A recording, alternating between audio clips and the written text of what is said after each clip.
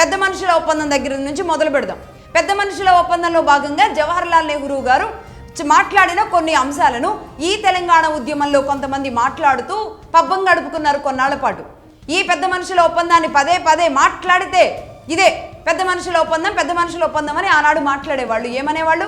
నెహ్రూ గారు కూడా అన్నారు, ఒక కొంటె పిల్లకి, ఒక కొంటెవాడికి, ఒక అమాయకమైన పిల్లకి ఇద్దరికి పెళ్లి చేశారు, ఆంధ్ర తెలంగాణ కలయిక అంత సరైంది కాదు అని నెహ్రూ గారు పదే పదే చెబుతూ ఉండేవాళ్ళు అని మాట్లాడారు కదా ఈ పబ్బం గడుపుకోవడానికి. మరి అదే నెహ్రూ గారు ఈ కలిపే క్రమంలో ఆయన ఎందుకు ఒప్పుకున్నారు? ఆయన ఎందుకు మరి ఈ చర్యకి పాల్పడ్డారు? మరి అలాంటప్పుడు ఇదే నెహ్రూ గారి విగ్రహాన్ని మరి ఢిల్లీకి రాహుల్ గాంధీ గారికి ఆయన ఇంటికి ఏమైనా పార్సల్ చేస్తారా? కవిత గారు ముందుగా అది చెప్పాలి. జవహర్లాల్ నెహ్రూ విగ్రహాలు పార్సల్ చేస్తామని చెప్పాలి. ఇక రెండవది 1969లో తొలి దశ తెలంగాణ ఉద్యమంలో దాదాపుగా 500 నుంచి 600 మంది ప్రాణాలు కోల్పోయిన ఆ సమయంలో ఈ ఉద్యమానికి వెన్నుపోటు పొడిసింది ఎవరు ఆ సమయంలో? ఇదే ఇందిరాగాంధీ గారు కాదా? మరి ఈ ఇందిరాగాంధీ గారి విగ్రహాన్ని మరి పార్సల్ చేయడానికి సిద్ధంగా ఉన్నారా కవిత గారు? ఇందిరాగాంధీ విగ్రహాన్ని మళ్ళీ రాహుల్ గాంధీ గారి చేతికో ప్రియాంక గాంధీ గారి చేతికో పార్సల్ చేయడానికి మీరు సిద్ధంగా ఉన్నారా? తొలి దశ ఉద్యమానికి ఎవరు తూట్లు పొడిచారు? ఎవరు వెన్నుపోటు చేశారు? ఎవరి ప్రాణాలు, అమాయకమైన ప్రజల ప్రాణాలు, యువత ప్రాణాలు బలైతే మరి ఇదే తొలి దశ ఉద్యమంలో జరిగిన నష్టాన్ని మరి మీరేం చేశారు? ఇదే ఇందిరాగాంధీ విగ్రహాలు ఎందుకు ఇక్కడ ఉన్నాయి? ఢిల్లీకి వెళ్ళాలిగా, మరి పంపించండి, పార్సల్ చేయండి. రాహుల్ గాంధీ గారి చేతికి నెహ్రూ గారి విగ్రహాలు, ఇందిరాగాంధీ విగ్రహాలు చేరాలి. అలాగే తెలంగాణ ప్రాంతం నుంచి, ఇది చాలా ఇంపార్టెంట్ విషయం, తెలంగాణ ప్రాంతం నుంచి సీఎంగా ఎన్నికైన టంగుటూరి అంజయ్ గారు, ఆర్నాల్డ్ అంజయ్ గారు అంటారు. అంజయ్ గారు ఎయిర్పోర్ట్కి వెళ్ళి రాజీవ్ గాంధీ గారికి స్వాగతం పలకడానికి దండ తీసుకొని వెళ్ళి దండేస్తే ఆ దండని తీసుకొని ఇసురుగొట్టి నేనెవడు రమ్మన్నారు ఇక్కడికి అని ఒక తెలంగాణ ముఖ్యమంత్రిని అవమానపరిచిన రాజీవ్ గాంధీ విగ్రహాలు కూడా పార్సల్ చేయండి. ఇదే తెలంగాణలోని ఒక ముఖ్యమంత్రిని ఆనాడు చిన్న చూపు చూశారనే కదా తెలుగుదేశం పార్టీ ఆత్మగౌరవ నినాదంతో వచ్చిన కారణం. ఇది కూడా ఒక కారణం కాదా? ఇదే కాంగ్రెస్ నాయకుడిగా ఉన్న అంజయ్ గారికి అవమానం జరగలేదా? ఆనాడు రాజీవ్ గాంధీ గారు పిఎం కాదు కదా, కనీసం పార్టీలో ఏ పొజిషన్లో కూడా లేరు, కేవలం ఆయన ఇందిరాగాంధీ కుమారుడుగా మాత్రమే ఉన్నాడు. మరి ఆనాడు ఆయన ఎందుకు అంత యాటిట్యూడ్ చూపించి ఇక్కడున్న ఒక తెలంగాణ వ్యక్తి మీద ఇంత అవమానం చేస్తే, ఒక తెలుగుదేశం పార్టీ పుడితే అదే తెలుగుదేశం పార్టీలో మీ నాన్నగారు వచ్చి ఇదే ఆత్మగౌరవం కోసం పనిచేశారు కదా. మరి ఇదే రాజీవ్ గాంధీ విగ్రహాలని మరి ఆనాడు మీ నాన్నగారు కేసీఆర్ గారో లేదంటే ఇప్పుడున్న కవిత గారో పార్సల్ చేయాలిగా. ఫస్ట్ ఈ పని కానిచ్చండి. రాజీవ్ గాంధీ విగ్రహాలు తెలంగాణలో ఎక్కడెక్కడున్నాయో మా తెలంగాణ ముఖ్యమంత్రిగా అవమానపరిచిన రాజీవ్ గాంధీ విగ్రహం ఇక్కడ ఉండకూడదు అని మీరు ఫీల్ అయితే, చరిత్రని గుర్తు చేసుకొని చరిత్రకారులకి మీరు నివాళులు అర్పించాలి అనుకుంటే రాజీవ్ గాంధీ విగ్రహాలని ఢిల్లీకి ఇదే రాహుల్ గాంధీ గారి చేతికి మళ్ళీ పార్సల్ చేయండి. ఆయన తండ్రి విగ్రహాలు చూసుకుంటారు రాహుల్ గాంధీ గారు. నెంబర్ 4, కులీ కుతుబ్ షాహీ. కులీ కుతుబ్ షాహీ ఎక్కడి నుంచి వచ్చారు? ఇరాన్ నుంచి వచ్చారు. ఇరాన్ నుంచి వచ్చిన వ్యక్తి మీకు తీపి అవుతాడు. ఎలా అంటే ఇదే తెలంగాణ ప్రాంతాన్ని తన కోరల్లో పెట్టుకొని తెలంగాణ ప్రజల్ని వాడుకొని ఇక్కడ వీళ్ళు రాజ్యాలు కట్టుకొని రాజుల్లాగా చలామణి అయితే, ఇదే ఇరాన్ నుంచి వచ్చిన వాళ్ళు ఆ సంస్కృతిని అంతా మీరు ఓన్ చేసుకుంటారు. ఇరాన్ ఛాయ్ అని, Iran Hyderabad, Iran culture, Iran biryani ఇవన్నీ కూడా ఓన్ చేసుకుంటారు. కులీ కుతుబ్ షాహీ ఆనాడు ఇరాన్ నుంచి వచ్చిన వాడు కూడా మీకు తీపే, కానీ పక్కనున్న ఆంధ్రవాడు తోడబుట్టినవాడు మాత్రం మీకు చేదవుతాడు. తోడబుట్టిన వాడి మీద ఎప్పుడు అక్కసు ఎళ్ళగక్కుతూ ఎప్పుడు ఏడుస్తూనే ఉంటారు.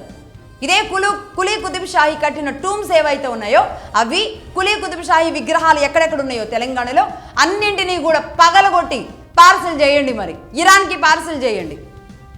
ఆ మధ్య చనిపోయారు కదా ఇరాన్ మాజీ సుప్రీం అమేతుల్లా ఖమేనీ కుమారుడు ముస్తఫా ఖమేనీ ఉన్నారు ప్రస్తుతానికి అక్కడ సుప్రీంగా.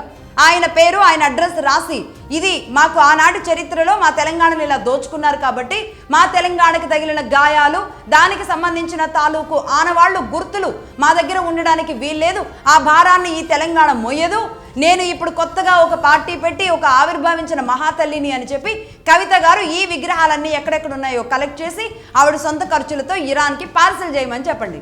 నెంబర్ 5, టర్కీ నుంచి వచ్చిన నిజాం. ఈ నిజాం కూడా వీళ్ళకి తీపి అవుతాడు, వీడు గొప్పోడు అవుతాడు. ఇదే నిజాం తెలంగాణ ప్రాంతాలని, ఈ మొత్తం తెలుగు ప్రాంతాలని పాలించలేక తెలంగాణ ప్రాంతాన్ని దగ్గర పెట్టుకొని ఆంధ్ర ప్రాంతాన్ని కొర్రలుగా అమ్మేసుకుంటూ పోయిన వాడు మీకు గొప్పోడు అవుతాడు. అసలు అమ్మడానికి వాడెవడు టర్కీ వాడు, కొనడానికి బ్రిటిష్ వాడు వాడెవడు?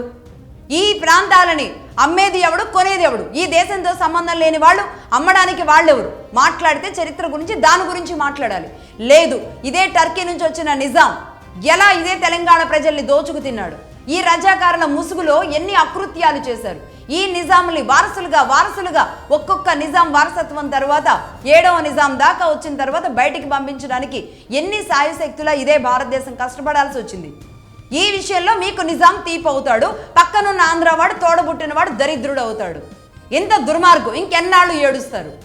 ఇదే నిజాంని పంపించండి టర్కీకి. నిజాం విగ్రహాలు ఎక్కడెక్కడున్నాయో, నిజాం కట్టిన బిల్డింగులు, నిజాం కట్టిన ప్రాజెక్టులు ఉన్నాయి కదా, అన్నింటినీ పార్సల్ చేసి తెలంగాణ నుంచి పంపించేసేయండి. పార్సల్ చేసి మొత్తం మూటలు ముళ్ళులు అన్నీ కూడా, ఆ కట్టడాలు ఏవైతే ఉన్నాయో వాటన్నింటినీ కూడా టర్కీకి పంపించండి. టర్కీ ప్రెసిడెంట్గా ఇప్పుడు ఎవరున్నారు? ఎర్డోగాన్ ఉన్నారు.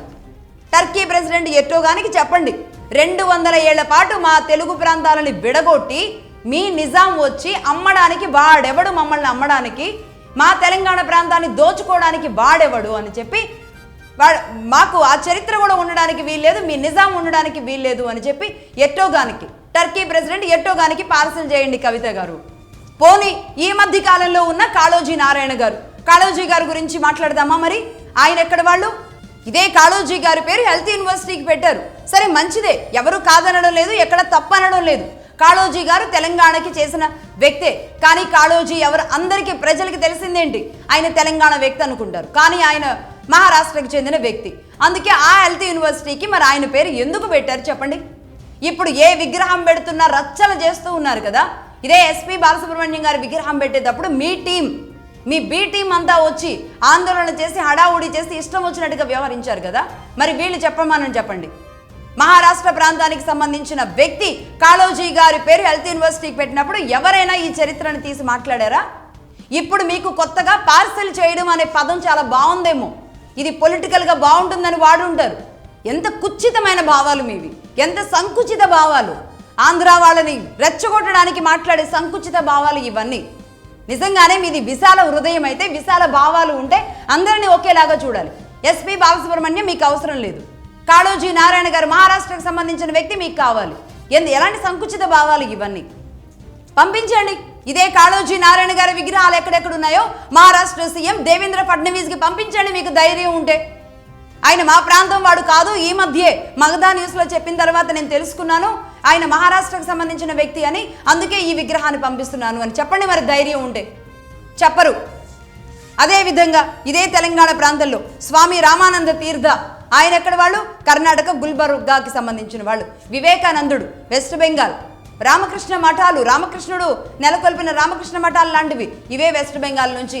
సమతామూర్తి స్టాచ్యూ ఆఫ్ ఈక్వాలిటీ ఎవరి ఆధ్వర్యంలో ఇది నిర్మించడం జరిగింది? ఇదే మీ కేసీఆర్ గారు ఆధ్వర్యంలో మొదలుపెట్టారు. ఇది ఎక్కడి నుంచి? సమతామూర్తి ఎక్కడ పుట్టుక? ఆయన ఎక్కడ పుట్టుక? తమిళనాడు ప్రాంతానికి చెందిన వ్యక్తి. మరి ఆయన విగ్రహాలు కూడా తమిళనాడుకు పంపిస్తారా? ఏం మాట్లాడుతున్నారు? బుర్రలుండి మాట్లాడతారా, బుర్రలు లేక మాట్లాడతారా? కావాలని రెచ్చగొట్టడానికి. తోడబుట్టినోడే కదా, వాడిని ఏమైనా అనొచ్చు. ఆంధ్రావాడు, ఆంధ్రోడు, ఇంకా చెప్పాలి అంటే ఒక కులాన్ని టార్గెట్ చేసి ఇంకా రెచ్చగొట్టేలాగా మాట్లాడొచ్చు.